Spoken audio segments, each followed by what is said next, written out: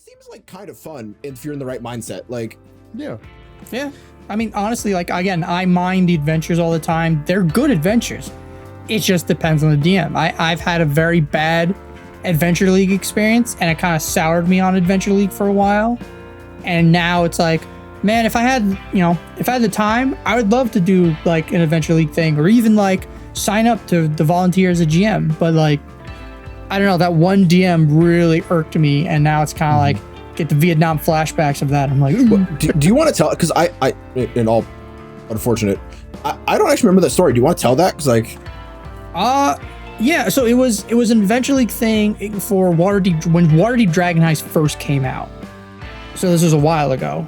And the GM, we were running it through Roll20, but it was going to be an official Adventure League, I guess hosted Adventure League game, official game. Yeah. But there was a couple warning signs where the GM was mostly talking red flags. Yeah, a lot of red flags. So one of the things the GM kept talking about was like, if he ran a certain amount of games, then he would get awarded, Adventure League points. I don't know what they're actually called. I'm sorry if I'm fucking it up for people Fun out bucks. there. They're just fun bucks. Yeah. I love And fun bucks. you could spend them to get shit in character. What? Because he was talking about, I've run this module so many times already, even though it's only been out for like Oh yeah, Adventure League 2 months. is a little Not even. You can get weird. points for. You can get fun Yeah, bucks and for your character. Kind of. And like, he was like, What if I the GM fuck? this amount of hours, then I'll get enough to buy powder, basically like black powder, magic black powder in Waterdeep Dragon Heist. And then I can give it to my gunsmith character that I'm playing in another Adventure League game. So he was already like talking just mostly like, man, I can't wait to get this many hours done so I can just go back to actually playing Adventure League. I'm like, what the fuck, dude? yeah, All that right. sounds awful. Okay. Then he completely ignored a lot of we were, because I didn't understand, like, I knew Adventure League. I'm like, all right, it's 3-4 hour time slot. We can't really role play that much, but I try to add a little bit in.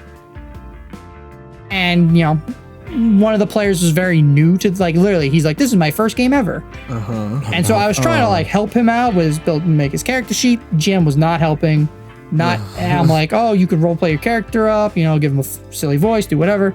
And the GM's like, yeah, I don't care. Then I guess the big thing was in our first session, the GM, I guess spoilers, you fight a were-rat. And in Adventure League rules, if you get bitten by anything that gives you lycanthropy, your character dies. Just flat out, you're dead. You have to make a new character. What all the that shit. fuck? Yeah, it's an Adventure League rule because they don't want anybody to have the lycanthropy like powers. Oh, okay. So that seems brand new player. That seems a little extreme, but all right. Yeah, what the fuck? But so this brand new player, he gets bitten, and we're like, all right, shit, maybe we can like. Is there anything? Because I read the player's they give you a little PDF of like, you can get certain spells if you pay enough gold, and one of them is like remove curse or whatever. Yeah. So I'm like, all right, guys, I'm like, my character wouldn't know this, but like maybe we can pool our money together, or maybe we could do some odd jobs and try and cure him. And the GM's like, well, the session's over, so his character's just dead. So we'll see everybody next week. I'm like, whoa, dude, this is his first session, his first character, and he's dead. Like, can we, like, I don't know, make an exception or something? Like, and so the player messaged me. He's like, I don't know what to do. He's like, I literally just put all this shit into my first character. I'm really discouraged on playing D&D. And I told him, like, hey, man, don't worry about it. Just don't change the sheet. Don't do anything. Just be like, hey, this is my first character's long lost brother. He's out for revenge. There you go. And he did it. And we fucking was so happy because he didn't even think about that. And then I left after the second session because the GM's like, we had another problem player that was best friends with the GM, and they were trying to spend their Adventure League bucks together or whatever the fuck. Oh my god, that sounds. And he was doing terrible. the thing of like, because in another thing with Adventure League is you can change your character's like race and class or whatever up to I think level 4. Oh yeah. So every session there's got to be a different fucking thing. What? Yeah. Yeah. So you have to keep the same name, but you can change your race, you can change your class. So one session he was a cleric, that wouldn't heal you unless you paid him. Then the second session, he was a rogue with a gun that wouldn't help the party unless you paid him. And he also mugged me. Like, literally, like, he literally stole the shirt off my character's back. Oh. Nice. What? And I was unconscious, so I couldn't do anything about it. We love red flag players like that. Red flag players, red flag GM. But then the thing that kicks, again, this is going to be kind of spoiler-y. Whatever. There's a moment in the game where you're face to face at level 1 against the Mind Flayer. Now, the Mind Flayer doesn't actually fight you. He just sends out his what are they called? Hours. Yeah, Intellect Devourer. He sends out 1 against you. So imagine, if you will, there's a hallway where on one end is our group. On the other end is the Intellect Devourer. The rogue that changed his class, that was stealing everything, stole the shirt off my back, he was up front. He was standing next to the Intellect Devourer. Do you think the GM was like, man, look at this easy prey right next to me that I can just Intellect Devour? Oh, no. No. I'm going to go after Matt, who's playing the barbarian that dumped his intelligence, who's in the back line because he just got rezzed by the new cleric. And he basically forced me to kill another player because I was mind controlled.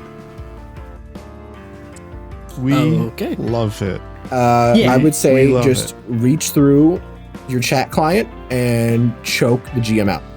I said after the game, because afterwards he's like, oh, because one of the players managed to knock me unconscious and then kill the Intellect Devourer, which I don't actually know if that's how that works. I think actually you just die. So after the game, No, I'm like, you hey, don't man, just die. like, yeah, I'm like, hey, man, this isn't working out. Yeah, I'm out. So yeah, that was my very bad Adventure League story. Yeah, and I know, again, I want to give it a chance because I really do like the adventures that I'm reading as a DM that I want to mine. I literally told Josh this a million times that I wanted to run the entire Eberron Adventure League campaign from level 1 to 20 that they made, Oracle of War.